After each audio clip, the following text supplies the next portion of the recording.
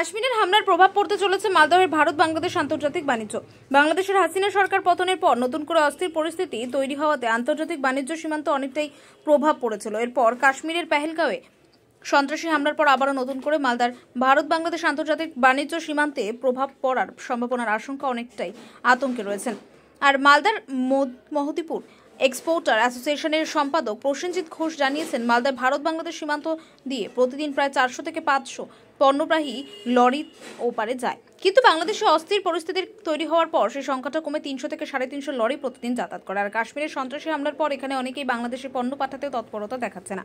তবে কাশ্মীরের ইস্যুতে মালদার বাংলাদেশ বাণিজ্য ক্ষেত্রে প্রভাব পড়ার সম্ভাবনা রয়েছে। তবে অনেকটাই আমরা চাই যে বৈদেশিক মুদ্রা আমদানির ক্ষেত্রে যাতে সরকারের কোনো ক্ষতি না হয় সেদিকেও বিশেষ গুরুত্ব দেওয়া হোক। স্থানীয় সূত্রে জানা গিয়েছে, মূলত মালদার মহতিপুর আন্তর্জাতিক বাণিজ্য সীমান্ত দিয়ে বাংলাদেশে পেঁয়াজ, আদা, রসুন, পাথর সহ একাধিক পণ্য সামগ্রী রপ্তানি হয়। এছাড়াও বিভিন্ন সিরামিক আইটেম বিগত দিনে রপ্তানি হতো। মহতিপুরের এই রপ্তানিকারক বলেন যে বাংলাদেশের পরিস্থিতির পর বিএসএফ এর বাড়তি নজরদারি তো ছিলই, এবার কাশ্মীর ইস্যুতে আরও কড়া নজরদারি শুরু হয়েছে সীমান্তে। কাশ্মীর ইস্যুতে বাণিজ্যে ব্যাপক প্রভাব পড়তে পারে বলে এখন থেকে সেই আশঙ্কা করছে। হয়তো এর প্রভাব আগামীতে পড়তে পারে, তবে সার্বিকভাবে সরকার রাজস্বের অনেকটাই ক্ষতি হবে। মহতিপুর সিএনএফ এজেন্ট ওয়েলফেয়ার অ্যাসোসিয়েশনের সম্পাদক তাপস কুণ্ডু বলেন, কাশ্মীরের ঘটনায় আমরা সকলেই দুঃখ প্রকাশ করেছি। আমরা আশঙ্কা করছি যে বাংলাদেশের অস্থির পরিস্থিতির পর কাশ্মীর ইস্যুতে ওপারে সীমান্ত রপ্তানি বাণিজ্য প্রভাব পড়তে পারে, যাতে ওই আঁচ এখানে না পড়ে। কারণ এই আঁচ মানে আমাদের ব্যবসায়িক মহলের যারা ব্যবসায়িক তারা কিন্তু অত্যাধিক লসে পড়বে। কারণ বর্ডার সীমান্তবর্তী এলাকা, তার মানে হচ্ছে আমরা এখানেই সমস্ত রকমের মানুষ বাস করি এবং এক্সপোর্টের ক্ষেত্রে এই জায়গাটা কিন্তু আমাদের খুব গুরুত্বপূর্ণ জায়গা। মহতিপুর স্থল বন্দর হচ্ছে খুব গুরুত্বপূর্ণ জায়গা। আমাদের এখানকার প্রশাসনও তৎপর আছে এবং বিএসএফ এদের সাথে আমাদের অনেকবার মিটিংও হয়েছে এই বিষয় নিয়ে, কিন্তু আমাদের প্রশাসনিক কর্তারা যারা আছে, ডিএম স্যার, এসপি স্যার, এনারাও ভালো তৎপর যাতে কোনো রকম এখানে অশান্তি বা কোনো রকম কোনো ঝামেলা বা এক্সপোর্টে কোনো রকম ঘাটা না পড়ে, তার জন্য আমাদের প্রশাসন কিন্তু তৎপর আছে। এই যে গন্ডগোল, সেই গন্ডগোলে যেটা কি আমদানি রপ্তানি কারো যদি ঘাটা করতে পারে? অবশ্যই এইরকম যদি গন্ডগোল থাকে মানুষের মধ্যে তো একটা ভীতি থাকবেই।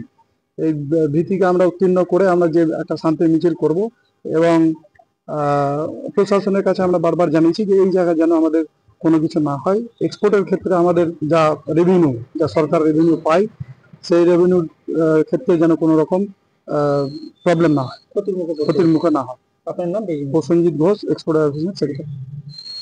ভারত থেকে যে পণ্যগুলো এক্সপোর্ট হতো তার যে পণ্যগুলোর মধ্যে আজকে নিউজ দেখলাম 33টা পণ্য ব্যান করেছে।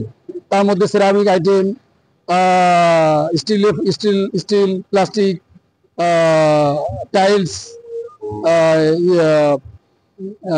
পেইন্টিং, ফেব্রিক, এগুলো কিছু আইটেম এক্সপোর্ট বন্ধ করেছে। আর এর মতো অবস্থাতে মানে এইভাবে যদি চলে খুব তাড়াতাড়ি মানে একটা খারাপ বার্তা আসতে পারে। বিএসএফ খুব তৎপর আছে, অ্যাক্টিভ আছে। আমরা আমাদের বিএসএফ যে কোনো পরিস্থিতিতে মোকাবিলা করার জন্য প্রস্তুত আছি। কি নাম আপনার? Tapas Kundu, Mahatipur CNF agent welfare অ্যাসোসিয়েশনের সেক্রেটারি।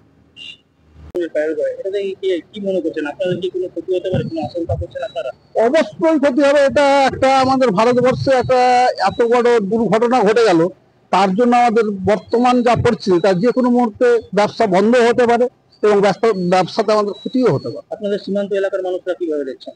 সীমান্ত এলাকার মানুষরা একটু তো আপনার মানে আতঙ্কে থাকবেই, তার কারণ যে কোনো সময় যেহেতু আমরা বর্ডারে বাস করি, সীমান্তে বাস করি, যে কোনো সময় একটা দুর্ঘটনা ঘটতে পারে। আতঙ্কে ভুগছেন আপনারা? অবশ্যই আতঙ্কে।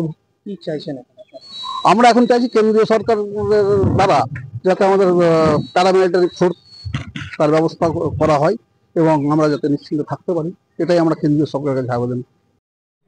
ব্যুরো রিপোর্ট, উত্তরের প্রহরী।